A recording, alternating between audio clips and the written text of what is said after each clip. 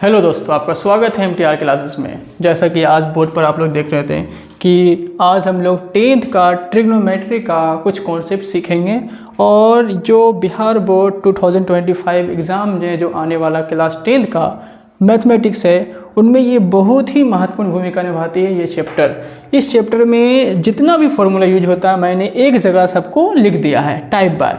आप इन्हें type bye याद कर लीजिएगा तो बहुत ही अच्छा लगेगा और ये एग्ज़ाम में आपको बहुत ही इम्पोर्टेंट लगेगा। ठीक है, तो आज हम लोग चलते हैं फॉर्मूला देखते हैं। तो ट्रिग्नोमेट्री में सबसे पहले हमको याद करना पड़ता है डिग्री का फॉर्मूला। यदि आप इन्हें दोस्तों याद कर लेते हैं तो इनसे आप क्वेश्चन अच्छा खासा क्वेश्चन सॉल्व कर सकते हैं एग्जाम में। तो जिसमें देखते हैं पहला है साइन थीटा, अनुपात के रूप में देखते हैं, रेशियो के रूप में हमें 6 रेशियो मिलता है। Sine theta, cos theta, tan theta, cosec theta, sec theta और कोट थीटा। तो उसी तरह वैल्यू सब का याद रखना पड़ेगा, जैसे कि साइन 0 डिग्री का value 0, sine 30 degree 1/2, sine 45 degree 1/√2, sine 60 degree √3/2 और साइन 90 डिग्री = 1। उसी तरह कॉस में जाते हैं तो कॉस 0 डिग्री 1, कोस 30 डिग्री √3/2 और कोस 45 डिग्री 1/√2, कोस 60 डिग्री 1/2 और कोस 90 डिग्री 0। उसी तरह टेन में आते तो टेन का 0 डिग्री 0 होता है, टेन 30 डिग्री 1/√3 होता है, टेन 45 डिग्री 1 होता है, उसी तरह टेन 60 डिग्री √3 होता है और टेन 90 डिग्री अपरिभाषित होता है। तो देखिए दोस्तों, यदि हम लोग ये 3 याद कर लेते हैं तो ये 3 खुद ब खुद याद हो जाएगा। जैसे कि एग्जांपल आप देखिए, साइन 0 डिग्री का वैल्यू 0 होता है तो 0 का उल्टा होता है अपरिभाषित, वो परिभाषित हो गया। साइन 30 का वैल्यू 1/2 होता है, इन्हीं का उल्टा कोसेक होता है। तो कोसेक में देखिए 1/2 का उल्टा क्या हो जाएगा, 2, यानी अपोजिट है ना। तो दोस्तों मैंने बता रहा था कि कोसेक 0 डिग्री का वैल्यू अपरिभाषित, कोसेक 30 डिग्री का वैल्यू 2 होता है। ये कैसे होता है, तो साइन 0 का वैल्यू 0, इनका उल्टा करेंगे तो अपरिभाषित आएगा, 1/2 का उल्टा 2 आएगा, 1/√2 का उल्टा √2 आएगा और √3/2 का उल्टा 2/√3 आएगा और 1 का उल्टा 1 ही होता है। तो साइन का उल्टा कोसेक, कोस का उल्टा सेक और टेन का उल्टा कोट। आप इन्हीं 3 याद कर लेते हैं तो ये 3 खुद ब खुद याद हो जाएगा। तो उम्मीद है आप लोग इस कॉन्सेप्ट को जरूर ही याद कर लीजिएगा, इन फॉर्मूला आपको बहुत ही काम आने वाला है। अब हम लोग चलते हैं टाइप वाइज कि इसमें कैसा क्वेश्चन पूछता है एग्जाम में। तो टाइप 1 में देखिए, यदि हम sine square theta plus cos square theta = 1 याद कर लेते हैं तो ये 4 फार्मूला हमें खुद ब याद हो जाता है। जैसे कि कोस स्क्वायर को भेजेंगे उधर तो sine square theta = 1 - cos square theta हो जाता है। उसी तरह स्क्वायर को भेजेंगे उधर तो √1 - कोस स्क्वायर थीटा और उसी तरह कोस स्क्वायर थीटा यदि पूछ दिया जाए तो साइन स्क्वायर को उधर हम भेजेंगे तो 1 - साइन स्क्वायर थीटा और कोस थीटा बराबर √1 - साइन स्क्वायर थीटा। ये टाइप 1 का 5 फार्मूला हो गया। टाइप 2 में देखिए, यदि sec square theta - tan square theta = 1 होता है तो बताइए दोस्तों, 10 को उधर भेजेंगे तो 1 + टेन स्क्वायर थीटा होगा।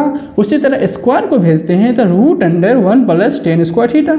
उसी तरह बताइए दोस्तों, टेन स्क्वायर को रखेंगे, सेक को भेजेंगे तो सेक स्क्वायर थीटा -1 होगा और स्क्वायर को भेजा जाए उधर तो टेन थीटा बराबर √, सेक स्क्वायर थीटा -1 होगा। ये हमारा टाइप 2 तक था। अब आते हैं टाइप 3। टाइप 3 में cosec square theta coat square theta = 1 होगा। उसी तरह कोसेक स्क्वायर थीटा = उधर हो जाता है तो 1 + कोट स्क्वायर थीटा होगा और यदि स्क्वायर को भेजते हैं उधर तो √1 + कोट स्क्वायर थीटा होगा। अब देखिए, कोट स्क्वायर थीटा को रखा जाए, कोसेक को उधर भेजा जाए तो कोसेक स्क्वायर थीटा -1 होगा। उसी तरह स्क्वायर को भेजते हैं तो √, कोसेक स्क्वायर थीटा -1 होगा। ये हमारा टाइप 3 का था। अब देखिए टाइप 4 में क्या आता है, तो साइन थीटा × कोसेक थीटा = 1। जैसे कि हमने पिछले वीडियो में बताया था कि साइन कोसेक का उल्टा होता है, तो इसलिए अपोजिट जब हम मल्टीप्लाई करते हैं तो क्या आता है 1। तो साइन थीटा × कोसेक थीटा = 1। उसी तरह साइन थीटा को यदि हम लोग रखते हैं, कोसेक को उधर भेजते हैं तो 1/कोसेक थीटा और उसी तरह कोसेक थीटा बराबर 1/साइन थीटा। ये आपका टाइप 4 हो गया। टाइप 5 में यदि हम देखते हैं तो कोस थीटा × सेक थीटा = 1 होगा और सेक को उधर भेजा जाए तो 1/सेक थीटा होगा। यदि सेक को रखते हैं तो 1/कोस थीटा होगा। इसी तरह टाइप 6 में आते हैं तो देखिए इसमें क्या होता है, tan theta into cot theta बराबर 1। उसी तरह tan theta equal to 1 by cot theta और कोट थीटा बराबर 1 बाय टेन थीटा। ऐसे याद करना होता है। टाइप 7 में देखिए tan theta equal to sine theta by cos theta, उसी तरह कोट थीटा का cos theta by sine theta. अब आते हैं हम लोग टाइप 8 में। देखिए इसमें 90 डिग्री यानी पूरक एंगल के बराबर बात होता है, तो इसमें sine 90 degree minus theta cos theta, cos 90 degree minus theta sine theta और tan 90 degree minus theta cot theta. उसी तरह cot 90 degree minus theta tan theta, cosec 90 degree minus theta sec theta, sec 90 degree minus theta cosec theta.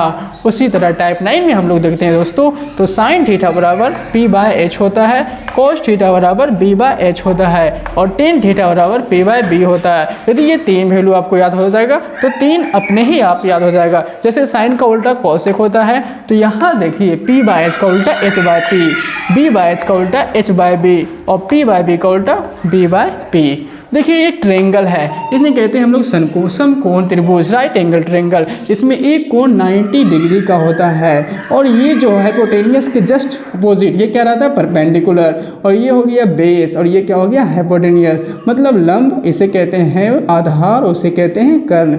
यानी लंब को आधार से भाग दिया जाए तो हमें साइन थीटा प्राप्त होता है और आधार को कर्ण से भाग दिया जाए तो हमें कोस थीटा प्राप्त होता है। उसी तरह लंब को यदि हम आधार से भाग देते हैं तो हमें टेन थीटा प्राप्त होता है। उन्हीं तरह ये 6 फार्मूला हम लोग को याद हो जाना चाहिए।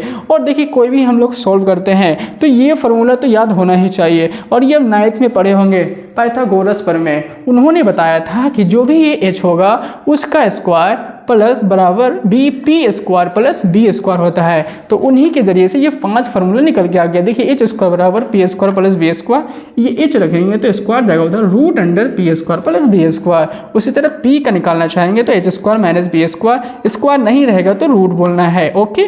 यदि बी स्क्वायर निकालेंगे तो H square minus P square, यदि स्क्वायर नहीं बोलेंगे तो रूट रहेगा। तो ये त्रिकोणमिति फॉर्मूला बहुत ही इंपॉर्टेंट है इन चैप्टर के लिए। यदि ये फॉर्मूला आपको याद रहता है तो ये चैप्टर में जो भी क्वेश्चन है आप उसे आसानी से सॉल्व कर सकते हैं। यदि ये फॉर्मूला याद नहीं रहता है तो बहुत ही दिक्कत होगा सॉल्व करने में। तो आज मैं यहीं तक अपनी बातों को विराम देता हूँ। उम्मीद है आपको ये कॉन्सेप्ट जरूर ही याद होगा, नहीं याद है तो याद कर लीजिएगा। थैंक यू, जय हिंद।